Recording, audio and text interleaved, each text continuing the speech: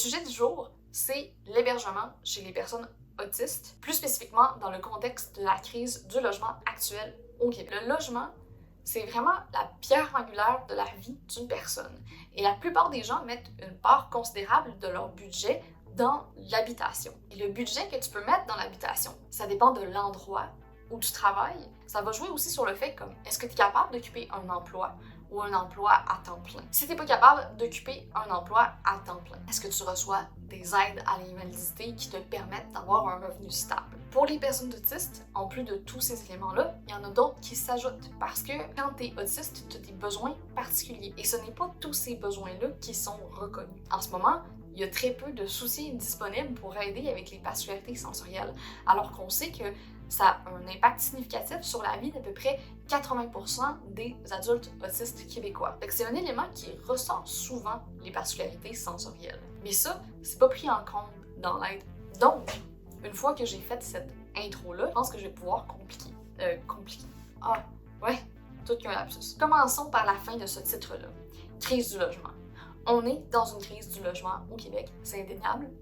Même la Corpic, qui est la Corporation des propriétaires immobiliers du Québec, admet qu'on va avoir besoin de 130 000 portes supplémentaires d'ici à 2031. Et en ce moment même, on parle d'environ 35% des ménages du Grand Montréal qui paient plus de 30% de leur budget pour le logement. Quand tu mets 30% et plus de ton budget dans le logement, ça veut dire que tu dois couper ailleurs. La crise du logement, ce n'est pas juste à Montréal, ça touche vraiment l'ensemble des régions du Québec. On a des régions du Québec où le taux d'inoccupation de logement est incroyablement bas.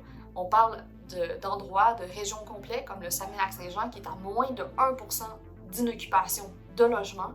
On est à un taux d'équilibre quand il y a à peu près 3% de logements disponibles. Et ça a un impact direct sur les personnes handicapées en général, parce que s'il n'y a pas de logement partout, il n'y a pas plus de logements adaptés, peu importe quel est ton handicap. Donc, on se retrouve dans des situations où des personnes qui pourraient être autonomes dans un logement adapté n'ont pas du tout de logement et doivent se rabattre sur des centres comme des résidences intermédiaires ou des CHSLD pour s'assurer de ne pas être à la rue. Donc, on parle en fait d'un retour à une institutionnalisation qui se fait sur le côté de par le fait qu'il n'y a pas suffisamment de logements disponibles. Bien entendu, les gens ne se laissent pas mettre dans des institutions comme ça. Il y a en fait à peu près 50% des adultes québécois autistes qui vivent avec leur famille. Quand on parle avec leur famille, c'est leur famille comme proches aidants.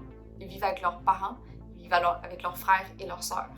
Mais là-dedans, il y en a le 3/4 qui souhaiteraient vivre ailleurs, soit dans un appartement semi-supervisé ou dans un appartement qui est adapté à leurs besoins, ou même, pourquoi pas, une maison. Mais il y a beaucoup de freins à cet accès au logement-là pour les personnes autistes, en plus des freins qui sont existants pour toute la population générale. Premièrement, il n'y a pas beaucoup de ressources adaptées disponibles. Je parlais de ressources de résidences intermédiaires, mais c'est ressources intermédiaires. Donc, quand on parle de ressources intermédiaires, il n'y en a pas forcément des tonnes.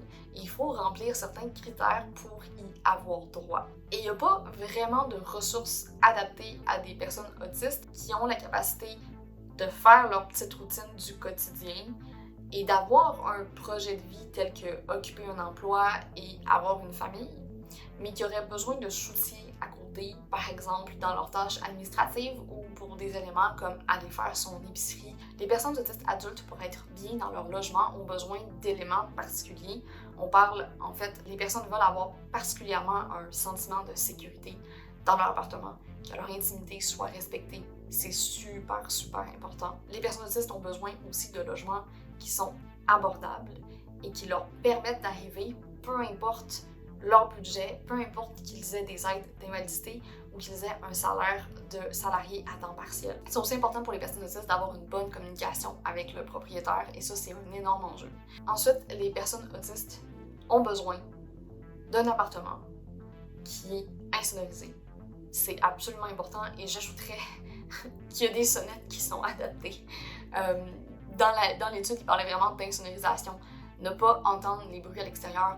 Les bruits extérieurs peuvent être pas dérangeants, mais douloureux. Puis de mon expérience personnelle, il y a des sonnettes d'immeubles qui peuvent être douloureuses et si t'entends même les sonnettes des autres, ça peut être absolument perturbant. Puis ça, c'est un enjeu qui n'est pas pris en compte, mais qui peut vraiment nuire à l'autonomie.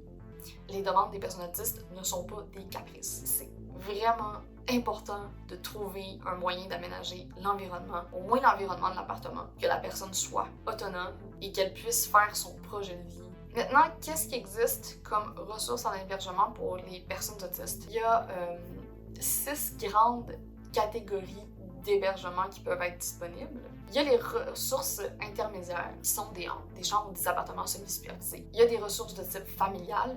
C'est vraiment des familles d'accueil qui ne sont pas la famille d'origine de la personne, qui va accompagner la personne autiste adulte ou âgée pour lui permettre d'avoir une vie le plus ordinaire possible. Il y a les ressources, les résidences assistance continue pour les personnes autistes qui vont aussi avoir des problèmes de comportement ou d'autres problèmes de santé qui demandent un soutien continu. Ces ressources-là sont vues comme temporaires. Le but, c'est de stabiliser la personne pour l'amener à être dans une chambre ou un appartement semi-supervisé où elle va pouvoir retrouver son autonomie en ayant du soutien quand elle en a besoin.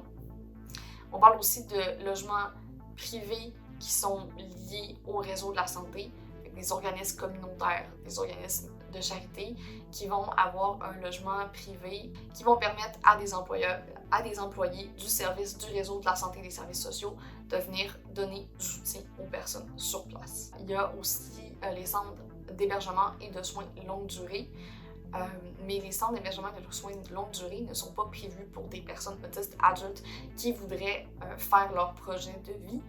Ça fait en sorte que il y a des gens qui se retrouvent en CHSLD et qui ne devraient pas y être parce qu'en CHSLD, si tu payes un montant pour avoir des services en continu.